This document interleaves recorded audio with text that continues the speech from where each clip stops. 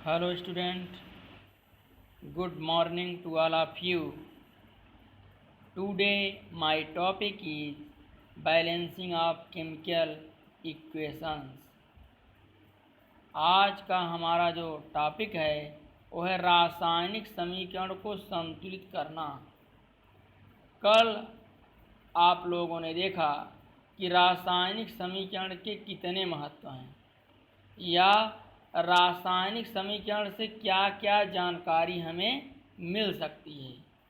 तो उसके आगे आज हम लोग देखेंगे कि रासायनिक समीकरण को संतुलित कैसे किया जाएगा, क्योंकि संतुलित करना अति आवश्यक है। बगैर संतुलन के रासायनिक समीकरण सही नहीं माना जाता है। इसलिए हमें हर रासायनिक समीकरण को संतुलित करना अति आवश्यक है। तो रासायनिक समीकरण के बाईं ओर तथा दाईं ओर प्रत्येक तत्व के परमाणुओं की संख्या बराबर होनी चाहिए। मतलब बाईं तरफ माने अभिकारक, दाईं तरफ मतलब उत्पाद। दोनों में प्रत्येक तत्व के परमाणुओं की संख्या बराबर होनी चाहिए, क्योंकि द्रव्य की अविनाशिता के नियम के अनुसार प्रत्येक रासायनिक परिवर्तन में न तो कोई परमाणु नष्ट होता है और न ही कोई परमाणु उत्पन्न होता है। न तो कोई परमाणु नष्ट होता है और न तो कोई परमाणु उत्पन्न होता है। कल हमने बताया था कि द्रव्य के अविनाशिता के नियम की खोज के नियम के आविष्कारक एम.वी. लोमोनोसाव हैं। उनके अनुसार कोई भी द्रव्य या पदार्थ या परमाणु न तो उत्पन्न किया जा सकता है न ही नष्ट किया जा सकता है, केवल एक रूप से दूसरे रूप में बदला जा सकता है। तो इसको हमने इंग्लिश में बताया था, matter can not be created nor be destroyed but it can be converted one form to another. तो इस प्रकार कल आप लोगों ने देखा था कि द्रव्य के अविनाशिता के नियम की परिभाषा क्या है। जब तक समीकरण संतुलित नहीं होगा तब तक वह द्रव्य के अविनाशिता के नियम का पालन नहीं करेगा।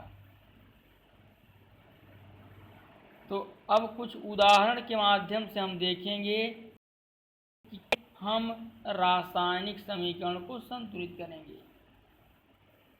अतः हमें समीकरण एक में दोनों पक्षों में तत्व के परमाणुओं की संख्या बराबर करने के लिए तर्क युक्त विधि से विचार करना होगा। तो नंबर एक, सर्वप्रथम यह सोचेंगे कि एक अणु ऑक्सीजन में दो परमाणु ऑक्सीजन है। एक अणु ऑक्सीजन में दो परमाणु ऑक्सीजन का है, जो दो परमाणु मैग्नीशियम ऑक्साइड बनाएंगे। इसलिए Mg+O2 तीर के आगे 2MgO। तो Mg लिखा है प्लस O2 लिखा है, तीर के आगे 2MgO।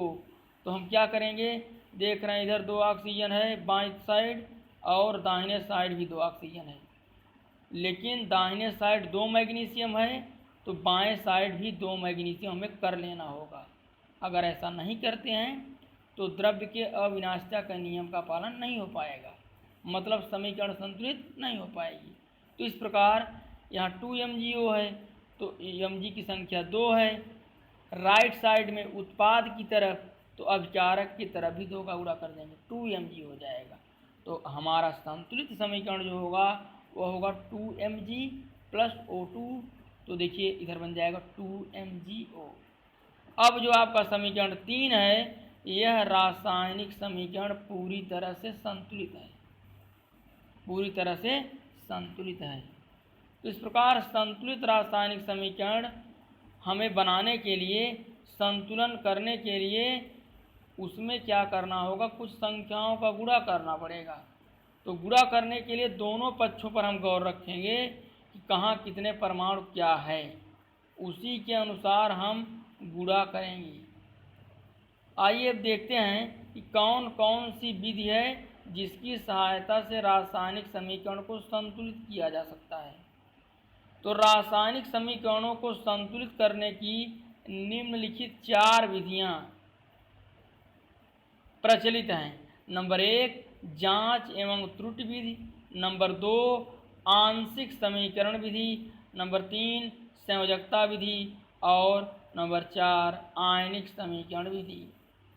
यहाँ हम केवल प्रथम विधि का अध्ययन करेंगे, शेष विधियों का अध्ययन उच्च कक्षाओं में किया जाएगा, मतलब इंटरमीडिएट में किया जाएगा, मतलब क्लास 11 ORR 12 या कक्षा 11 में अध्ययन उसका करेंगे या कक्षा 12 में अध्ययन करेंगे। लेकिन यहाँ केवल जांच एवं त्रुटि विधि या अनुमान विधि का इस्तेमाल करेंगे। हम लोग जांच कर लेंगे कि बाईं तरफ कितना है, दाहिनी तरफ कितना है, उसी के अनुसार अपना गुणा कर लेंगे, काम बन जाएगा। तो जांच एवं त्रुटि विधि अथवा अनुमान विधि क्या है? Trial and error method. Trial and error method. तो पहले अभिकारकों को तीर के बाईं ओर, मतलब अभिकारक, पहले अभिकारकों को तीर के बाईं ओर तथा उत्पादों को दाईं ओर अपने सूत्रों के रूप में लिखा जाता है। फिर जो परमाणु सबसे कम संख्या में आया है उसे पहले संतुलित किया जाता है। उसके बाद क्रमशः अधिकतर तथा अंत में अधिकतम संख्या वाले परमाणुओं को संतुलित किया जाता है। उदाहरण के तौर पर यदि हम देखें कि कॉपर को सांद्र सल्फ्यूरिक अम्ल में डालने पर कॉपर सल्फेट और सल्फर डाइऑक्साइड गैस प्राप्त होती है। साथ ही साथ इस अभिक्रिया में जल भी निकलता है। तो कॉपर पर सांद्र सल्फ्यूरिक अम्ल की क्रिया से कॉपर सल्फेट, सल्फर डाइऑक्साइड तथा जल प्राप्त होता है। तो Cu प्लस H2SO4 तीर का आगे CuSO4 plus SO2 plus H2O। तो देखिए ध्यान से हम इसको जांच एवं त्रुटि विधि से कैसे हल करेंगे। पहले आप समीकरण को ध्यान से देखिए। पहले देखिए Cu इधर एक है, इधर Cu भी एक है। आइए हाइड्रोजन चलते हैं। हाइड्रोजन इधर 2 है, इधर भी 2 है, मतलब लेफ्ट साइड में 2, राइट साइड में 2। अब आगे सल्फर देखते हैं। तो सल्फर इधर 1 को है, इधर सल्फर 1 है, 2 है। इधर मतलब उत्पाद साइड 2 सल्फर है और अभिकारक साइड अकेला सल्फर है। तो क्या कर देंगे, एकदम आराम से 2 का ही गुणा कर देंगे। तो हो जाएगा Cu plus 2H2SO4 CuSO4 SO2 H2O। अब क्या करेंगे, यहाँ जब 2 का गुणा कर देंगे तो 4 हाइड्रोजन हो जाएगा। तो यहाँ हो जाएगा 2 का गुणा 2H2O। तो सबसे पहले हर एक जो भी एलिमेंट आपके दिए गए हैं दोनों तरफ ध्यान से देखिए। देखने के बाद जो जैसा रहे, देखिए यहाँ लिखा है Cu प्लस 2H2SO4 तीर का आगे CuSO4 plus SO2 plus H2O। तो इधर आपका सल्फर इक्वल हो गया। पहले कॉपर तो इक्वल था, अब सल्फर की बात भी क्लियर हो गई। लेकिन अब बात बिगड़ कहाँ रही है, बात बिगड़ रही है हाइड्रोजन में। तो हाइड्रोजन को भी बना लीजिए उसका बात। तो बात हाइड्रोजन का बात बनाने के लिए हम क्या करेंगे, यहाँ जो 2 का गुणा लेफ्ट साइड में है वही 2 का गुणा यहाँ राइट साइड में हाइड्रोजन ऑक्साइड माने जल के बगल में कर लेंगे।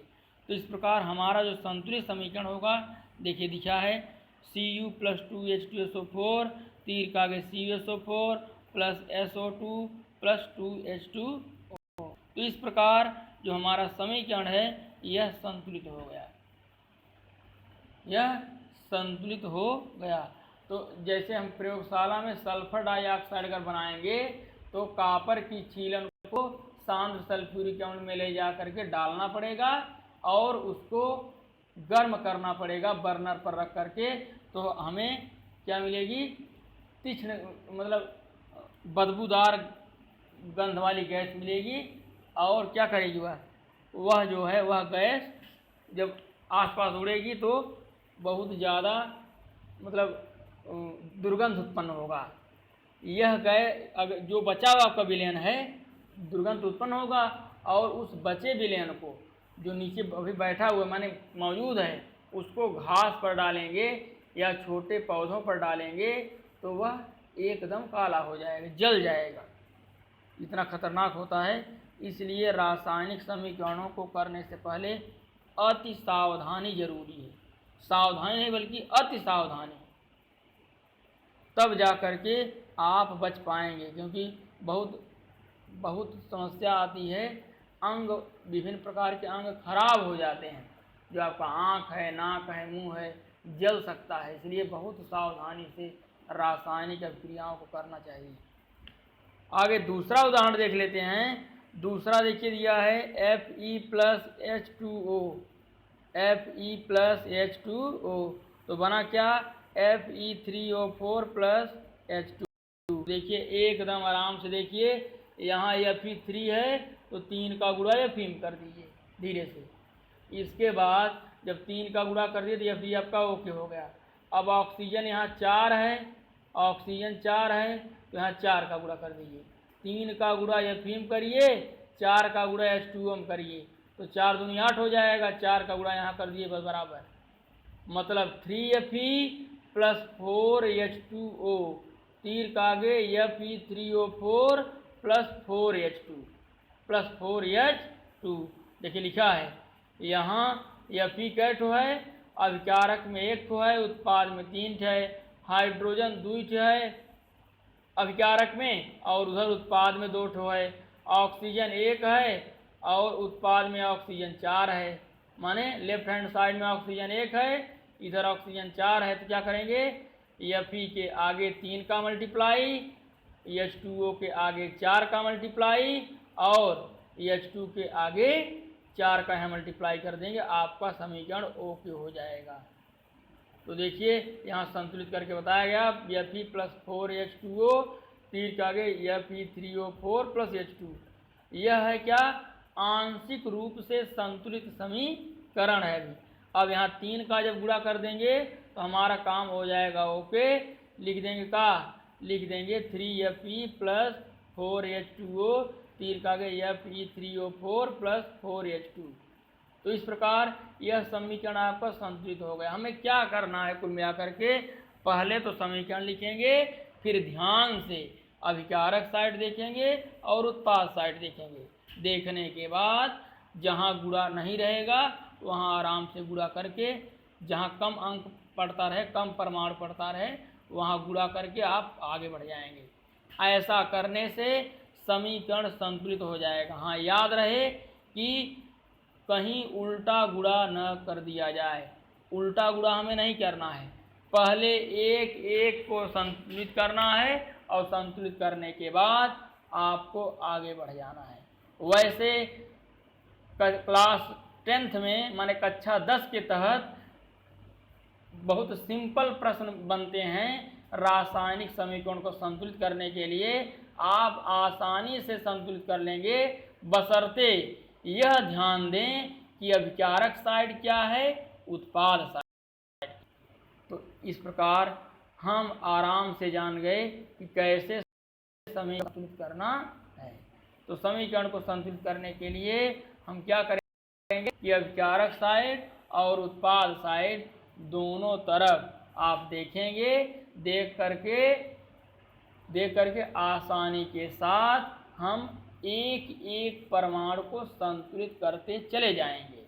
अब आप लोगों के लिए आज का जो होमवर्क है वह क्या है, आप प्रश्नावली में जाइए।